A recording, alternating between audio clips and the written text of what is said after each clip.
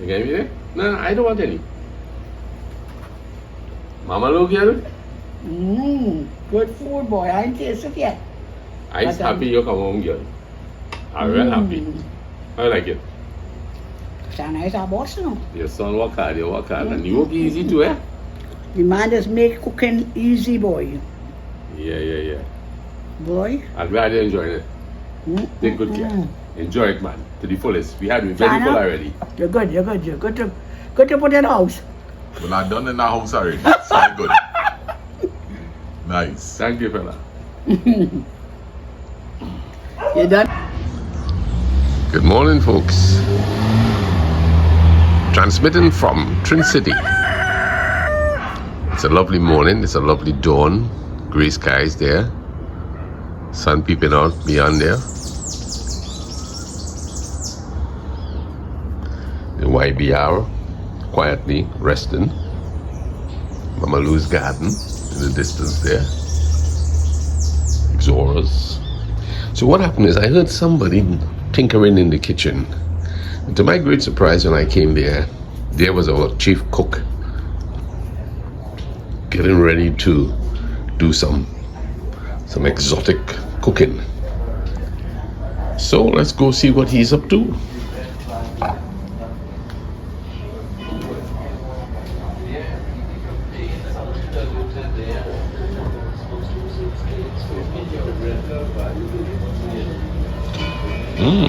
Garden looks pretty good this morning.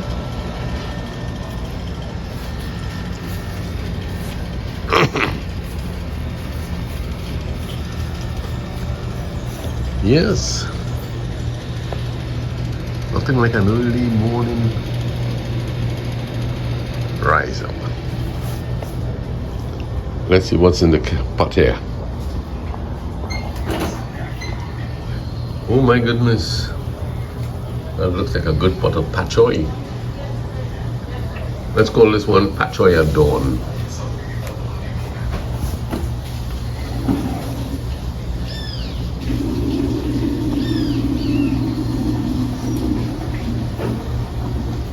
Weights.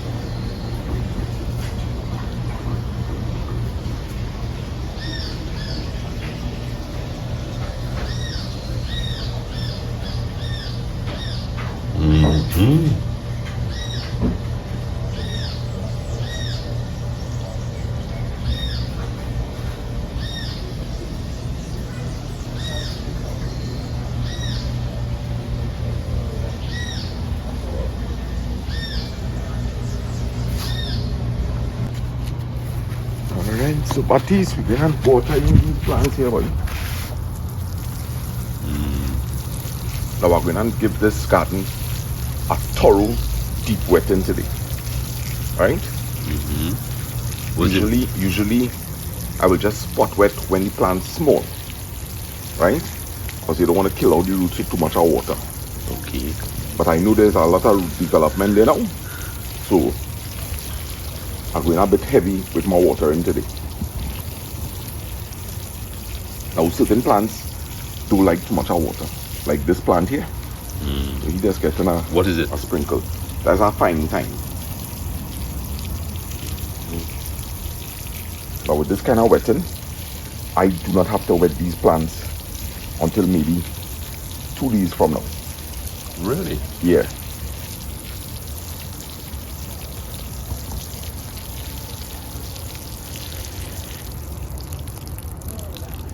So that is enough water to take that plant through for the next 2 days.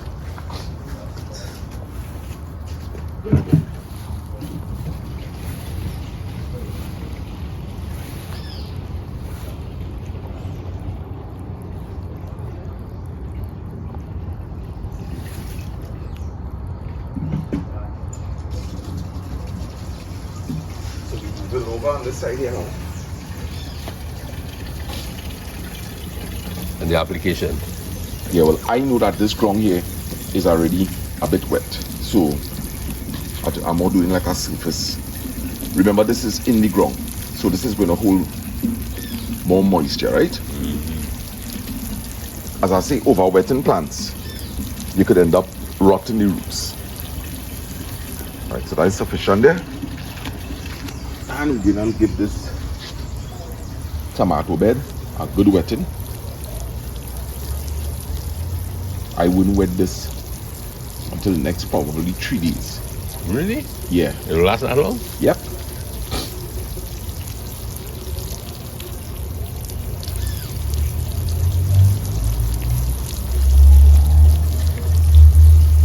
You know, the old man used to have a program on radio called Joe Piers.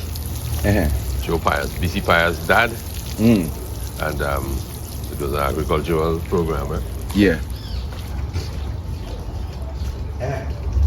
So every morning the old man used to be listening to this, you know. Yeah. It was funny, boy.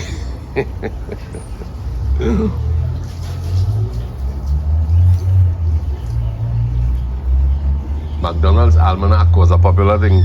Yeah. You still around? Yeah. And they maintain that book with the same cover and everything, eh? Serious? Yeah. Okay.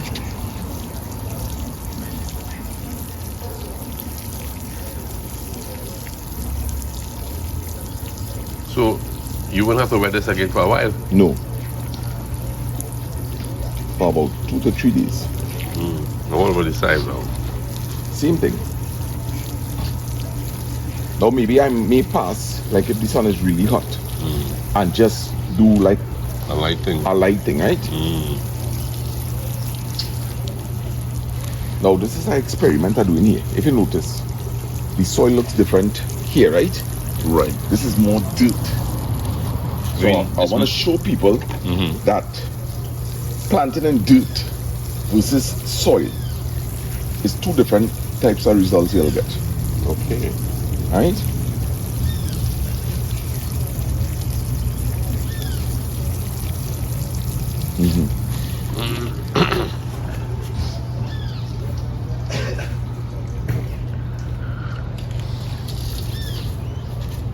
Right, you're not gross here? That looks promising, man. Yeah. 1 week old. Also the mulching helps retain soil, moisture.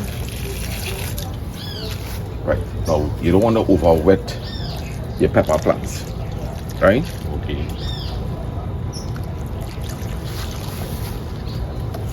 And as I say, the soil is already moist already, so but that's supposed to be cucumbers, but the birds change up the look of it.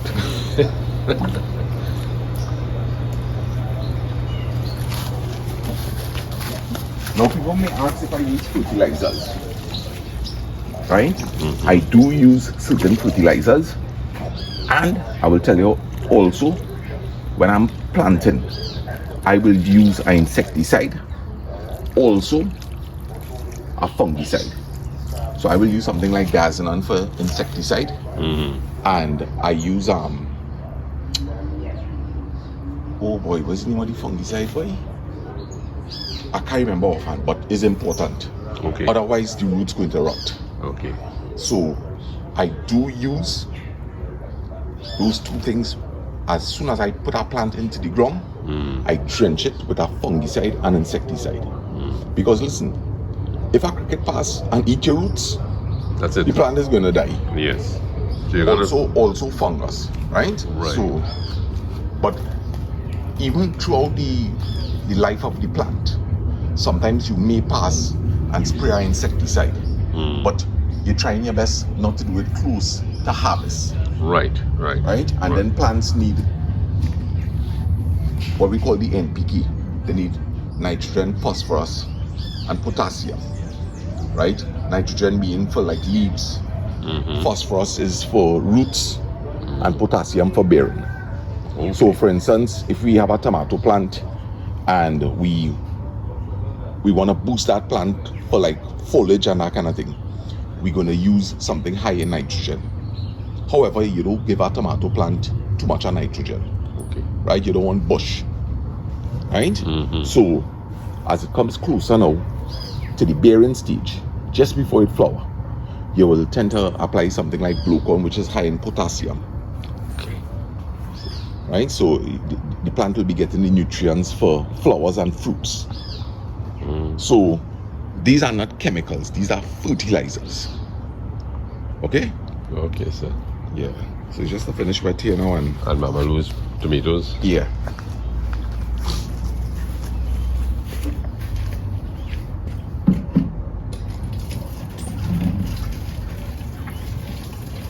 Now I know you don't personally do any gardening, but do you like seeing a garden? Yes. I like to see the fruit of your labors. Right. You know. My old man was the man who did most of the gardening. In fact, all the gardening. Planted trees. Some of my brothers, they followed in his footsteps. But I guess I didn't really have, when we came to live here in Trin City, it was clay, you know. Yeah. Hard clay. It still is. It still is, really. Yeah. It still is there. I was never encouraged to really go that way. But you know, once you want to plant in the ground, it's very important to add a lot of organic stuff to the soil. Okay. Yeah. I suppose that calls for really patience and love of a discipline, eh? Yeah. Of course.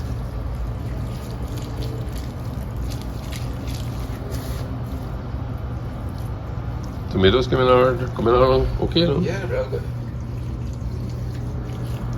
As you can see, I basically flooding out this trough here. That's another thing when you're planting in containers. Make sure that you have proper drainage. Okay.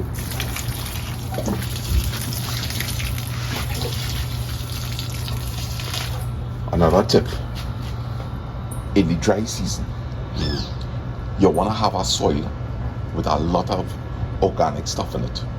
This will help the soil retain moisture. Okay. During the dry season, you want a soil that holds in moisture.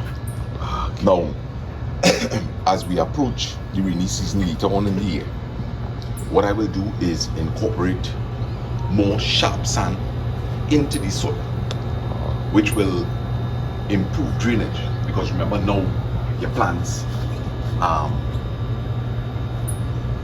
they could become waterlogged. So it's important that you change the soil according to the weather. For example, men who planted in the open fields right now, they're not going to make very high beds. They're going to make the beds pretty low, just like how I have it over there. Okay. Right? But in the rainy season, they will bank up the beds higher with deeper drains between the beds, so that as the rain falls, the soil will drain out faster. Okay. So plants need water, But not excessive. but too much of water, the roots must never remain standing in water. That's why one flash flood could destroy a man's entire crop. You know, so Good man. that'll be my tips for today. Thank you. Yes, and good morning to everybody, and hope you all have a wonderful day today.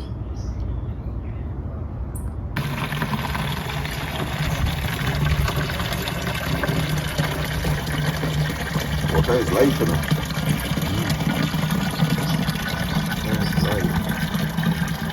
So yesterday I didn't make a Soul Nuts video, but we do a Pet Kids video yesterday. But I actually went and picked up some cow manure yesterday. You know, by Carney area, they have a lot of cows in an open pasture. So I already have here tilled up, and I rest the manure down. Then I pull some dirt over and I put some more manure on top. Now I'll try to pick up the dry pieces, because you know manure is a very heated thing, and I'll be wetting this for the next couple of days,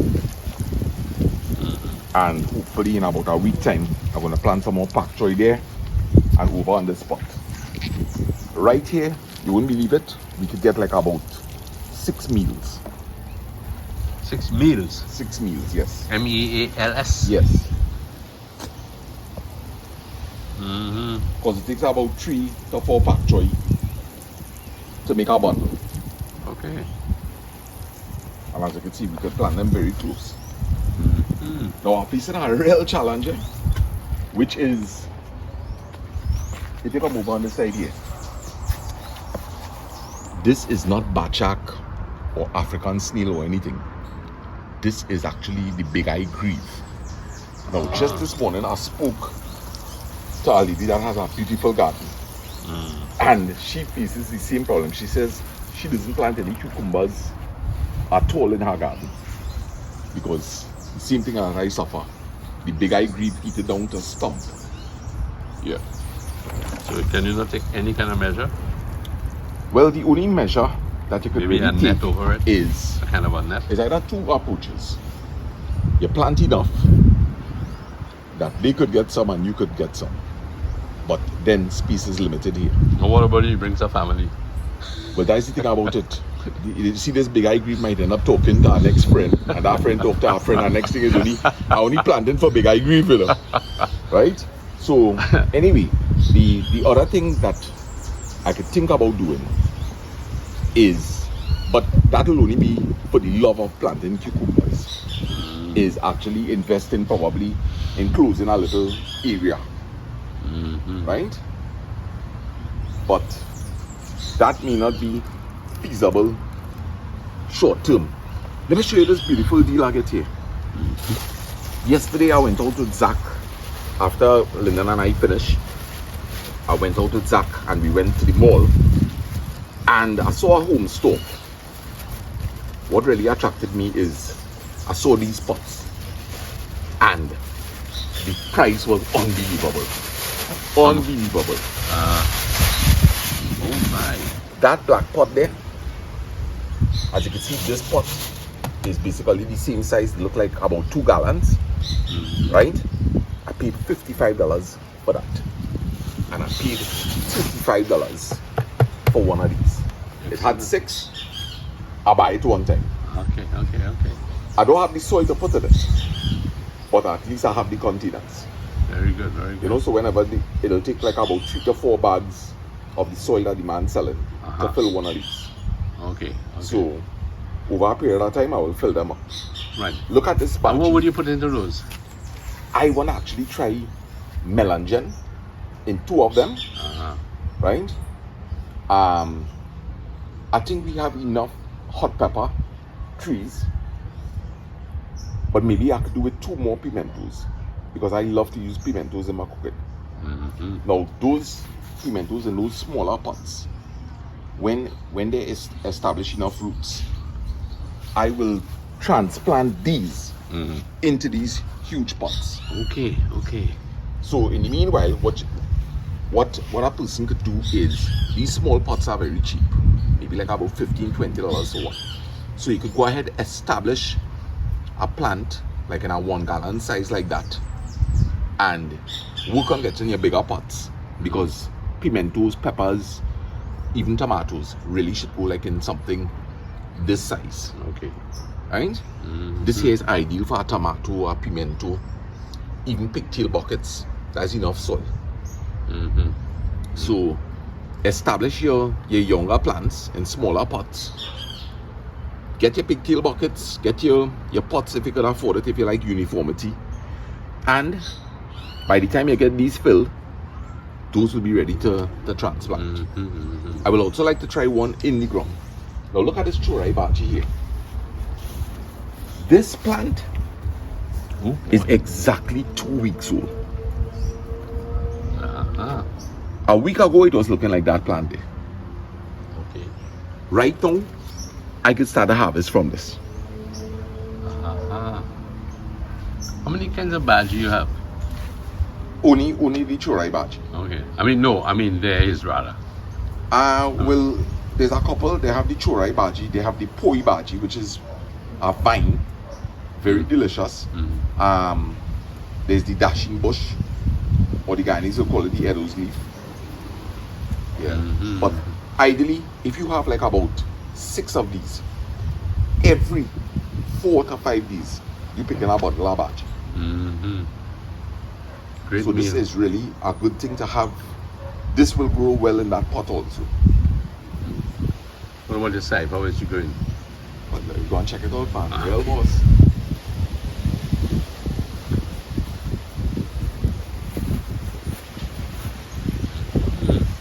this side is 2 weeks old also.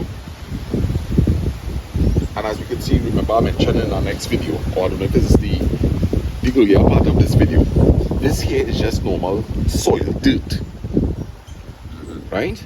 This here is it's a richer mixture. But yesterday I added some of the fresh cow manure to this. Okay. I am trying to also establish if the manure, because it isn't fully cured, if I apply it as a mulch and slowly wet it in rather than mix it into the soil, if it's going to burn the side. So it's a lot of experiments are doing right now in terms of amending soil. Right. And then the back there. So we have those tomato plants you see in there. Those are 2 weeks old. I take that out, guys, from what they call drop seed. Those were not seedlings that I purchased. Okay. These seedlings here, on Saturday they will be approaching 1 week. That fine time, that's 2 weeks old, and as you can see, it's doing really, really well. So how often you water your garden? Every day? I am wetting once thoroughly. Okay. Morning time? Morning time preferably. Okay. Right? But I'm talking about a proper soaking because I know that my soil is a well-drained soil. So I hardly ever overwater. Okay. Right? So I'm giving that a thorough wetting every day. Right now the sun is harsh. It's not to say like we getting 2 showers in for the week. It's full sun every day. Every day, yes. Now that lettuce is also, that was planted together with those tomatoes. So on Saturday that lettuce will be 1 week old. And in about 2 weeks time, the entire lettuce, we pick the outer leaves as we need. As you need. Yes. Yeah, The inside you're making a little sandwich. Yes, yeah. You know? Yeah. They grow nicely. Yeah, man. How Mama Lou's tomatoes going? Well, we have to see it, but I have to get You have some time here.